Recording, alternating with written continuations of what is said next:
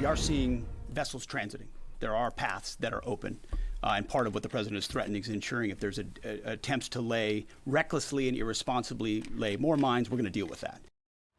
The U.S. is ramping up its mine-sweeping operations in the Strait of Hormuz after a report that Iran recently dropped even more mines into the key shipping lane. And we are joined now by the perfect guest to talk about this, Tom Sauer. He's a mine specialist and former explosive ordnance disposal officer. Tom, good morning to you.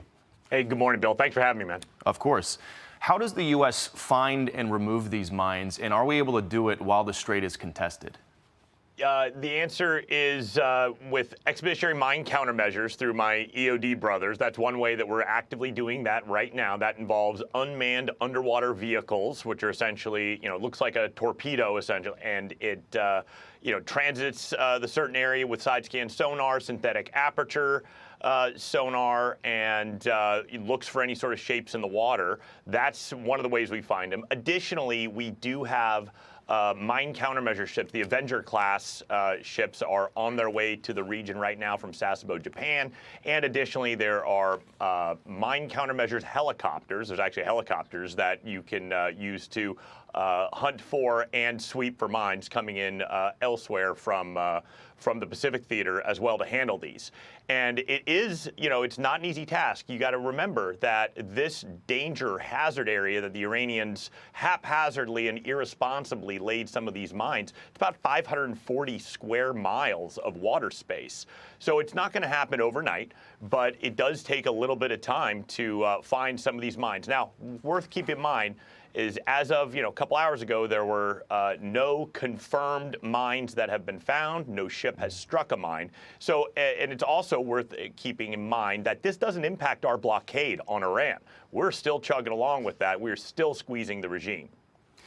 Some of the boats reportedly dropping some of these mines are these little, fast boats that Iran has been sending out into the strait. President Trump has called them sort of a mosquito fleet. It sounds like he's given the green light to start wiping them out. Take a listen. I've been doing this for 6 weeks, and their military is totally defeated. They're outside of the little wise guy ships. I call them the wise guy ships, the little boats that they have running around with guns in them. And we'll take them out too when we see them.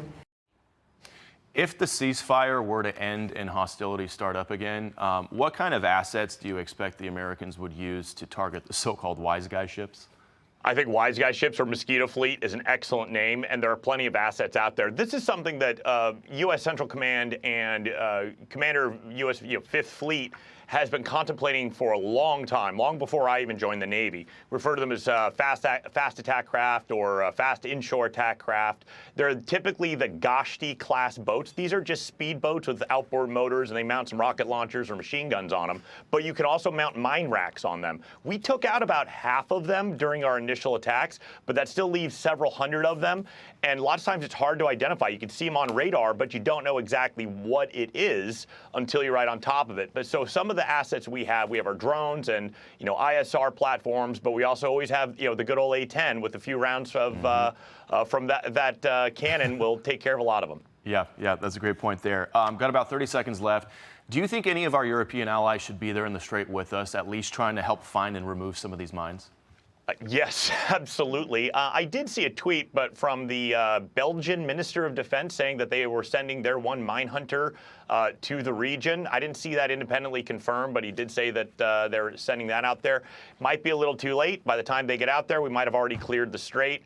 Look, we've been carrying all these NATO countries on our shoulders for far too long. They've been essentially vassal states for us.